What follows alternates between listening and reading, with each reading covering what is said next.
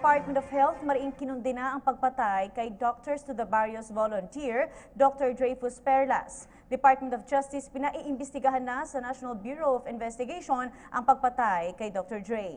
Ang kabuang ulat alamin natin mula kay Dayan Quirel. Dayan?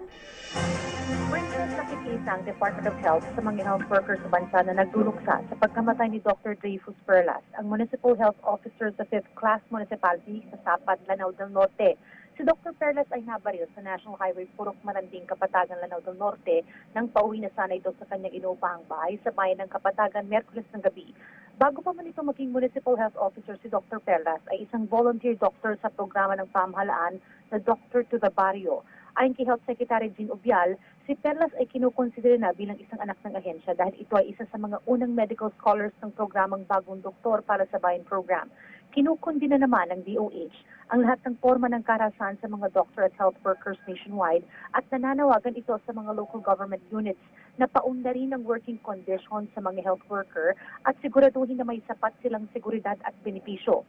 Ginawaran din ng DOH si Perlas ng isang karangalan bilang isang bayani ng kalusugan dahil sa kanyang passion, idealism, pagpapakumbaba at selfless service sa marginalized communities.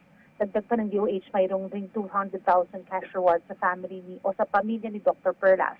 Nais naman ni Health Secretary Jean Ubial na bisitahin muli ang Magna Carta for Public Health Workers na aniya ay walang item para sa safety ng health workers. Plano rin aniya ng ahensya na isama sa mga pag-uusapan sa Doctors to the Barrio ang training sa seguridad at risk assessment. Nakikipag-ugnayan naman ang ahensya sa lokal na otoridad sa Lanao del Norte para sa investigasyon sa pagkakapatay sa doktor. Bumuo na rin ng task force ang Lanao del Norte Provincial Government para pangunahan ang investigasyon. Samantala, inuutos na rin ni Justice Secretary Vitaliano Aguirre III na magsagawa ng investigasyon ng National Bureau of Investigation o NBI kaugnay nga sa pagkamatay ni Dr. Dreyfus Toto Perlas. Para sa PTV News, Dayan Quirel.